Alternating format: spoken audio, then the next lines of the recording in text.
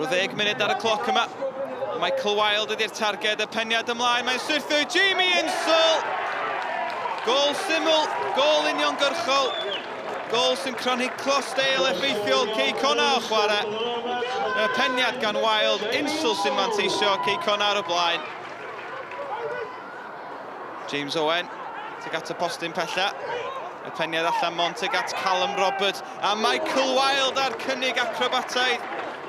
Falle fod o'n 36 mlwydd oed, ond mae dal ganddo fo'r gallu sgorio goliau gwefreiddiol.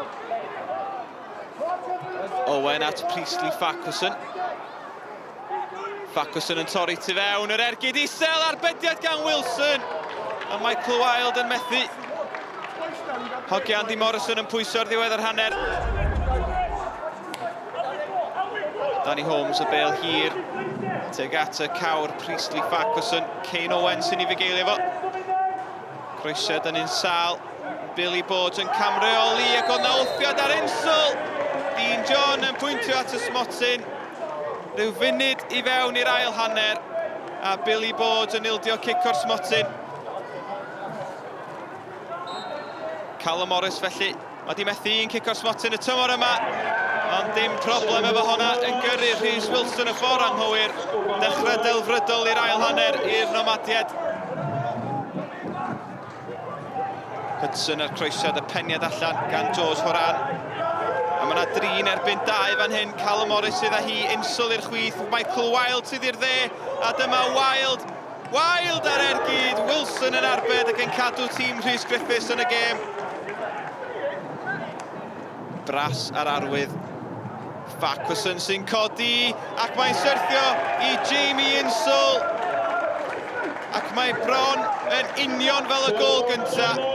Cicrydd uniongyrchol i Cei Connah. Insel yn manteisio. Sgorio ail o'r pnawn i drydedd y tymor yma.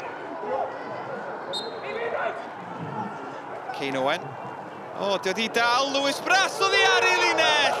Am gol gan Kane Owen.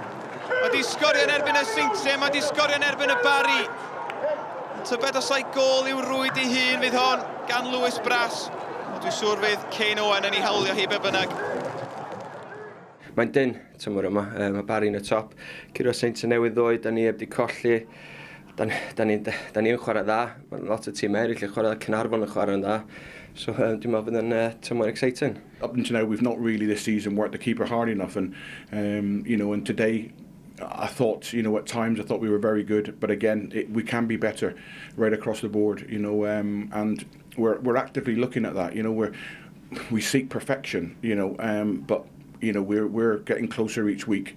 And there were signs there today that the pitch was obviously quicker with the rain, which helps us because we do have fast players and they need to get the ball out of their feet. But yeah, you're probably right. Disappointing that you're not a couple in front. But the penalty really early in the second half. James got 2. He's got an assist. He's won the penalty. And I thought he looked really bright and lively today. And Jamie's been out of the game for a while, and it's going to take him time to find his feet at any level. And it's just little signs now that he's starting to look really sharp in around the box, and I'm really pleased for him. I thought we were tremendous, to be honest with you. I thought we stood up to an onslaught. I got a lot of respect for what they do here, what they've done in Europe as well, and the detail that they go to.